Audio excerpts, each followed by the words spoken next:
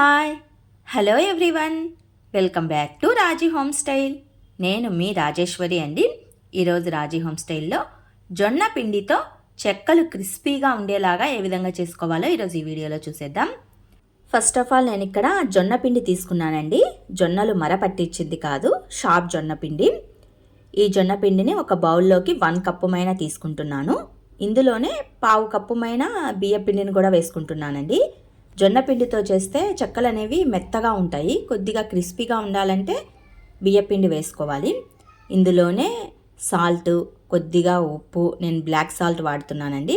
ఇందులోనే 1 table spoon మైన chilli పౌడర్ని, జీలకర్రని, అలాగే పల్లీలు, వేయించిన పల్లీలను ఇలా నలిపేసి వేసుకోండి. అలాగే నానబెట్టి ఉంచుకున్న శనగపప్పును కూడా కొద్దిగా వేసుకోవాలి. నేనైతే ఒక 2-3 టేబుల్ స్పూన్లమైన శనగపప్పును ముందుగానే నానబెట్టేశాను. నానబెట్టిన శనగపిండి వేసేసుకుని కట్ చేసిన కొత్తిమీరని, అలాగే కట్ చేసి పెట్టి ఉంచుకున్న కరివేపాకు ఆకుల్ని వేసుకోవాలండి. ఎక్కువ ఏమీ లేదు, లైట్గా వేసుకుంటే సరిపోతుంది. చెక్కలు అనేవి తినడానికి చూడటానికి చాలా బాగుంటాయి ఇలా కొత్తిమీర కరివేపాకు వేసుకోవటం వలన. ఇందులో హాట్ వాటర్ని వేసుకుంటూ పిండినంతా సాఫ్ట్గా కలుపుకోవాలండి. హాట్ వాటర్ని వేసుకోవాలి, కూల్ వాటర్ కాదు. హాట్ వాటర్ వేసుకుంటే చెక్కలు అనేవి క్రిస్పీగా, మృదువుగా, సాఫ్ట్గా బాగా వస్తాయి. హాట్ వాటర్ కాలుతూ ఉంటుంది కదా, లైట్గా స్పూన్తో అయినా కలిపేసుకోండి ఫస్ట్లో. తర్వాత కాస్త చల్లబడిన తర్వాత పిండి అంతా ఇలా ముద్దగా చేసేసుకోవాలి. ఇలా ముద్దగా చేసుకున్న తర్వాత చెక్కకి సరిపడ పిండి కొద్దిగా రౌండ్గా రోల్గా చేసేసుకొని పాలిథిన్ కవర్ పైన కానీ, పాల కవర్ పైన కానీ, ఆయిల్ కవర్ పైన కానీ ఇలా చేత్తో రౌండ్గా చెక్కలాగా ఒత్తుకోవాలి. ఇలా ఒత్తుకున్న తర్వాత బాగా కాగుతున్న ఆయిల్లో వేసేసుకుని 2 వైపులా తిప్పుకుంటూ చెక్కల్ని డీప్ ఫ్రై చేసుకోవాలండి.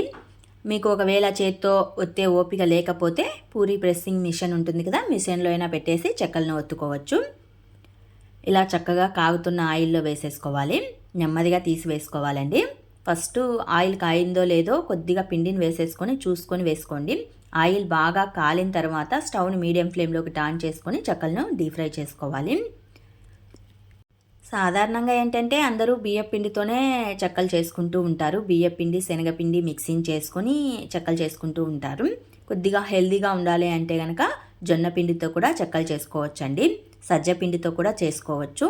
ఈ చెక్కలు మనకు క్రిస్పీగా రావాలంటే కాస్త బియ్యపిండిని యాడ్ చేసుకున్నామంటే సరిపోతుంది. ఈవినింగ్ టైం వీటిని స్నాక్ ఐటమ్గా తీసుకోవచ్చు.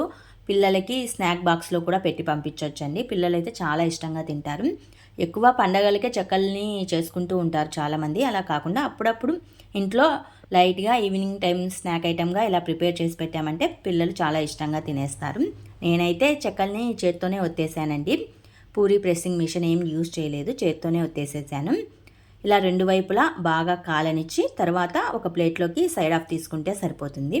పిండి అంతా ఇలా చెక్కలుగానే చేసేసుకోవాలండి.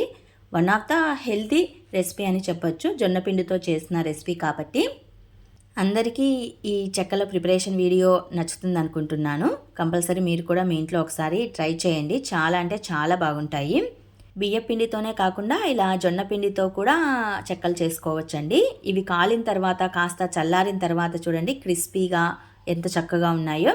టేస్ట్ కూడా చాలా బాగుంటుందండి. బియ్య పిండి టేస్ట్ అనేది రాదు, కొద్దిగా బాగుంటుంది జొన్న పిండితో చేసాం కాబట్టి. మరి మీకు జొన్న పిండితో చెక్కలు ప్రిపరేషన్ వీడియో నచ్చినట్లయితే మరికొన్ని ఇలాంటి హెల్దీ రెసిపీస్ కోసం do subscribe my channel. Thanks to watch this video. Please ఈ వీడియోకి ఒక లైక్ ఇవ్వండి.